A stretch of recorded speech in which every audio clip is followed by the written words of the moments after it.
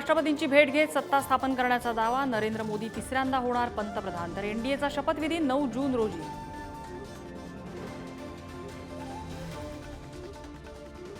सत्ता स्थापनेचा दावा करण्याआधी मोदींकडून ज्येष्ठ नेत्यांच्या भेटी, मोदींनी घेतले लालकृष्ण अडवाणी, मुरली मनोहर जोशी आणि रामनाथ कोविंद यांचे आशीर्वाद.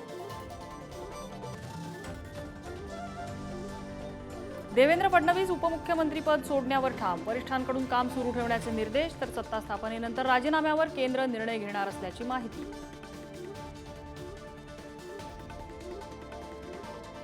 महाराष्ट्रातल्या मोठ्या नेत्यांच्या दिल्लीत बैठका, प्रफुल्ल पटेलांच्या घरी मुख्यमंत्री आणि दोन्ही उपमुख्यमंत्र्यांमध्ये बैठक, शिंदे आणि अजित पवारांकडून फडणवीसांची मनधरणी.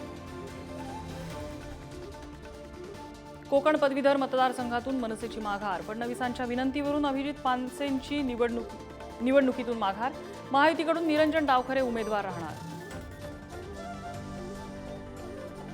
नाशिक शिक्षक मतदारसंघात ठाकरेंची शिवसेना आणि शिंदेंची शिवसेना आमने सामने, किशोर दराडेंना शिंदेंच्या शिवसेनेकडून उमेदवारी, तर महाविकास आघाडीचे संदीप गुळवे आणि दराडेंमध्ये लढत होणार.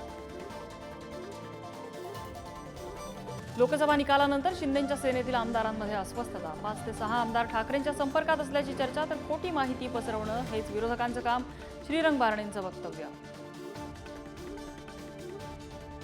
आनंद वार्ता, मान्सून महाराष्ट्रात दाखल, येत्या 3-4 दिवसात मान्सून मुंबईत पोहोचण्याचा हवामान खात्याचा अंदाज.